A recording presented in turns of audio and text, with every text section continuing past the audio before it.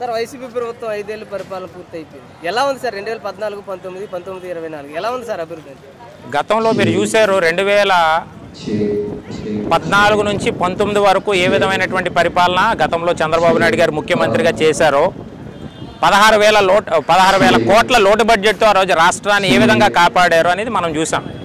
ఈ దుర్మార్గుడి మూర్ఖుడు ఈ పనికిమాలినోడు 2019 ముఖ్యమంత్రి అయిన దగ్గర నుంచి కూడా ప్రజావేదిక కూల్చిన రోజు దగ్గర నుంచే కోల్చిన ముఖ్యమంత్రిగా పేరు తెచ్చుకున్నాడు. ఈరోజు మనం చూసాం రాష్ట్రానికి భవిష్యత్తు లేకుండా చేసేసాడు. ఆంధ్రప్రదేశ్ రాష్ట్రానికి రాజధాని లేకుండా చేసేసినటువంటి దుర్మార్గుడు ఈ జగన్మోహన్ రెడ్డి.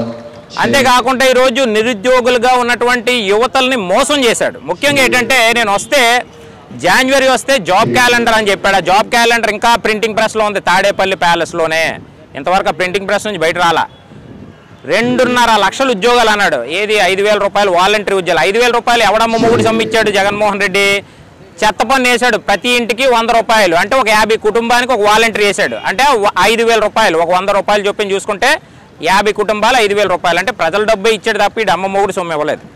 అయితే ఇక్కడ ఉన్నటువంటి వలస వెళ్ళిపోయినటువంటి పరిస్థితి ఈరోజు ఇంజనీర్ చదివి బీటెక్లు చదివి పోస్ట్ గ్రాడ్యుయేట్ చదివి ఆంధ్రప్రదేశ్ రాష్ట్రంలో జగనన్న వస్తే మాకు ఏదో ఉద్యోగాలు వస్తాయని చెప్పి అనుకున్నటువంటి యువతంతా కూడా ఈరోజు వలసలు వెళ్ళిపోయినటువంటి పరిస్థితి ఈరోజు మనం చూసాం. ఉన్నటువంటి కంపెనీలన్నీ కూడా వెళ్ళిపోయాయి. హెచ్ఎస్బీసీ వెళ్ళిపోయింది, ఫ్రాంక్లిన్ టెంపుల్టన్ వెళ్ళిపోయింది, అదానీ డేటా సెంటర్ వెళ్ళిపోయింది, లుల్లు వెళ్ళిపోయింది.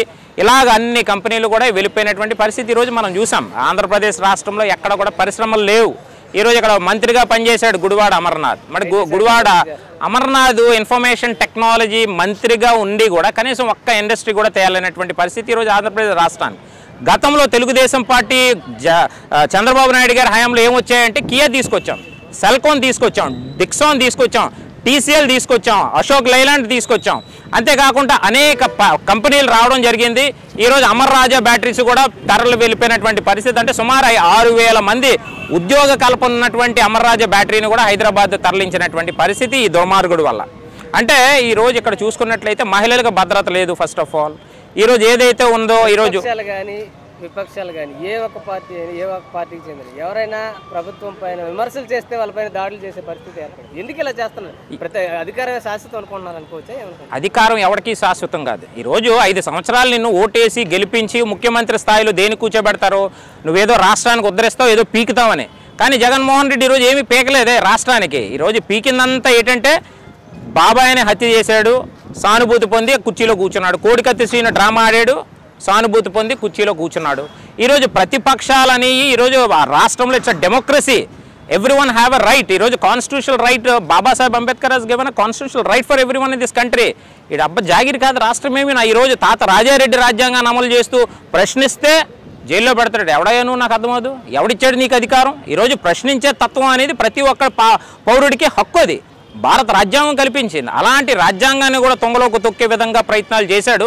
జ్యుడిషియల్ మీద విమర్శలు చేసే విధంగా ఈ రౌడీ మూకలు ఎవరైతే ఉన్నారో వైసీపీ రౌడీ మూకలు ప్రయత్నాలు చేశారు. అయితే ఈరోజు జనాలు వెయిట్ చేస్తూ ఉన్నారు. ఇంకా ఒక 40 రోజులు మహా అయితే 40-45 రోజులు Jaganmohan Reddy dead line count down start అయింది. రోజులు లెక్క పెట్టుకుంటూ ఉన్నాడు. నాకు తెలిసి రేపు చంద్రబాబు నాయుడు గారు అధికారంలోకి వచ్చి ముఖ్యమంత్రి అయిన వెంటనే జగన్మోహన్ రెడ్డి నాకు తెలిసి రాష్ట్రం నుంచి పారిపోయే పరిస్థితి ఉంటుంది. ఏదో దీవులు చూసుకుంటాడు నాకు తెలిసి. ఎందుకంటే రాష్ట్ర భవిష్యత్తును లేకుండా చేసినటువంటి పరిస్థితి. ఈరోజు ఒక మేనిఫెస్టో పెట్టాం. ఈరోజు సూపర్ 6 మేనిఫెస్టో ఈరోజు చంద్రబాబు నాయుడు గారు పెట్టారు. ప్రతి ఒక్కరికి 4,000 రూపాయలు పెన్షన్ ఇస్తామని చెప్పినటువంటి పరిస్థితి. ఎవరైతే ఉన్నటువంటి వాళ్ళు వీళ్ళందరికీ కూడా మహిళలకి ఫ్రీ బస్సు ఉచిత ప్రయాణం, ఇంటింటికి ఫ్రీ కొలాయి, దీపం పథకం ద్వారా సంవత్సరానికి 3 సిలిండర్లు ఉచితంగా ఇవ్వబోతా ఉన్నాం. అంతేకాకుండా ఏదైతే తల్లికి వందనం ద్వారాగా ఇంట్లో ఎంతమంది పిల్లలు ఉంటే 15,000 రూపాయలు చెప్పిన, ఒకరైతే 15,000, ఇద్దరైతే 30,000, ముగ్గురైతే 45,000, నలుగురైతే 60,000 చొప్పున ఈరోజు ఆ పథకాన్ని తీసుకొచ్చాం. అదేవిధంగా ఈరోజు మనం చూసుకున్నట్లయితే ఈరోజు ఎవరైతే మహిళలు ఉన్నారో ఆడబిడ్డ ఎవరైతే ఉందో నెలకి 1,500 రూపాయలు ఇవ్వడం జరుగుతూ ఉంది. అదేవిధంగా ఈరోజు లోకేష్ గారి సారథ్యంలో రేపు ఏదైతే ప్రజాగలం ద్వారాగా 5 సంవత్సరాలకి 20 లక్షల ఉద్యోగాలు ఇస్తామని చెప్పినటువంటి పరిస్థితి. ఈరోజు ఎవరైతే చదువుకొని నిరుద్యోగులుగా ఉన్నటువంటి ఎవరైతే యువతలు ఉన్నారో తల్లిదండ్రులు డబ్బులు అడగలేనటువంటి స్థితిలో ఉన్నటువంటి వాళ్ళకి వాళ్ళ దరఖాస్తులు పెట్టుకునే అవసరం ఉన్నటువంటి వాళ్ళకి 3,000 రూపాయలు నిరుద్యోగ భృతి ఇవ్వడం జరుగుతూ ఉంది. ఇవన్నీ మరి ఏంటండి ఈ మేనిఫెస్టో? అంటే ఇలాంటి మేనిఫెస్టోని చూసి జగన్మోహన్ రెడ్డి వచ్చపోసుకుంటా ఉన్నాడు, అందుకే భయపడతా ఉన్నాడు. వైసీపీ ప్రభుత్వం చెప్తా ఉంది సంక్షేమ పథకాల ద్వారా 2,50,000 కోట్ల రూపాయలు ప్రజలకు పంచాం, వాళ్ళు ఓట్లు వేస్తారని చెప్పేసి అంటారు. ఈ పథకాలు ఏమైనా ఉపయోగపడతాయా? పథకాలు చూసి ఓట్లు వేస్తారు. 2,50,000 కోట్లు ఎవడమ్మ మొగుడు సొమ్ము ఇచ్చాడండి జగన్మోహన్ రెడ్డి? జగన్మోహన్ రెడ్డి అమ్మ మొగుడు సొమ్ము ఇచ్చాడా? 11 లక్షల కోట్లు అప్పు చేశాడు ఆంధ్రప్రదేశ్ రాష్ట్రం మీద. ఎవడమ్మ మొగుడు సొమ్ము అది? ఏదో డబ్బులు నువ్వు పబ్లిక్ డొమైన్లో పెట్టు, ఏం చేసావు నువ్వు? అంటే 2,5 లక్షల కోట్లు పథకాలు ఇచ్చావు, కరెక్టే. తక్కినటువంటి 8.5 లక్షల కోట్ల డబ్బులు ఏవి ఎక్కడ ఉన్నాయి చూపించాలి కదా. నీ అమ్మ మొగుడు సొమ్ము ఇచ్చావా జగన్మోహన్ రెడ్డి? నేను అడుగుతా ఉన్నాను, ఎవడమ్మ మొగుడు సొమ్ము? నువ్వేమన్నా సొంత జోబులోంచి కానీ తీసుకొచ్చి ఇచ్చావా? పథకాలు తీసుకున్నటువంటి వాళ్ళకు కూడా ఈరోజు ఆ పథకం రూపంలో కరెంటు బిల్లు గతంలో చూసాం మనం. ఏమన్నాడు? అది నేను అధికారం వచ్చిన వెంటనే ప్రమాణ స్వీకారం రోజే చెప్పాడు 200 యూనిట్లు ఉచిత కరెంట్ అన్నాడు. ఈరోజు స్విచ్ చేస్తే షాక్ కొట్టే పరిస్థితులు ఈరోజు మనం చూసాం. ఈరోజు కరెంటు ద్వారాగా 60,000 కోట్లు దాని మీద ప్రజల మీద భారం మోపినటువంటి పరిస్థితి ఈరోజు మనం చూసాం. అంతేకాకుండా ఇంటి పన్ను వేశాడు, చెత్త పన్ను వేశాడు. మరి ఇవన్నీ ఏమంటారు? ఇవన్నీ మనం ఆలోచించవలసినటువంటి అవసరం ఉంది కదా. ఈరోజు అమ్మఒడి అని చెప్పాడు, ఎంతమందికి అని చెప్పాడు? ఎంతమంది ఉంటే అంతమందికి ఇస్తానని చెప్పాడు కదా. మరి ఒకరికే ఇస్తాను 15,000 కాస్త మళ్ళీ 2,000 రూపాయలు కట్ చేసి 13,000 రూపాయలు ఇచ్చాడు. అంటే ఈరోజు ఏదైతే ఈ దొంగ మందు ద్వారాగా మద్యపాన నిషేధం అని చెప్పి ఈరోజు ఆ ఓట్లు దండుకున్నటువంటి పరిస్థితి చూసాం మనం. అనేక మంది చనిపోయారు. ఇంకోటి ఏంటంటే 25 సంవత్సరాలకి మద్యాన్ని కూడా తాకడ పెట్టేశాడు. మీ అందరికీ తెలుసో లేదు. 8,600 కోట్లకి 25 సంవత్సరాలు నువ్వు ఉంటావో పోతావు ఎవడో తెలియదు. రేపు అన్న రోజు నువ్వు పోతావు.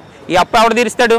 అంటే ఇవన్నీ మనం చూసుకున్నట్లయితే ఈరోజు విశాఖపట్నం ప్రాంతంలో భూములు కూడా దోచేసినటువంటి పరిస్థితి మనం చూసి. ఇంకోటి ఉన్నాడు ఏటూ దొంగ, ఎవడైతే విజయసాయిరెడ్డి ఉన్నాడో విజయసాయిరెడ్డి కూతురు పేరు మీద 45,000 ఎకరాలు దోచేసినటువంటి పరిస్థితి నేహారెడ్డి.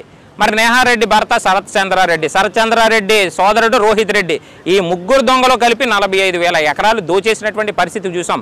దస్పల్లా హిల్స్, ఎన్సీసీ భూములు, హైగ్రీవా భూములు, ప్రేమ సమాజం భూములు, అదేవిధంగా కార్తీక్ వన భూములు, రాడిజన్ భూములు, ఇవన్నీ ఎవడమ్మ మొగుడు సొమ్మని దోచేస్తారు వీళ్ళు. అంటే ఇలాంటి దొంగలు ఈరోజు రాష్ట్రం మీద పడి దోచిక తింటా ఉన్నారంటే ప్రజలు ఆలోచిస్తూ ఉన్నారు. ఈరోజు రుషికొండ అనేటువంటి మంచి ప్రాంతాన్ని గుండు గీసినటువంటి పరిస్థితి ఈరోజు మనం చూసాం. 400 కోట్ల రూపాయలతో అక్కడ భవనాన్ని కట్టాడు.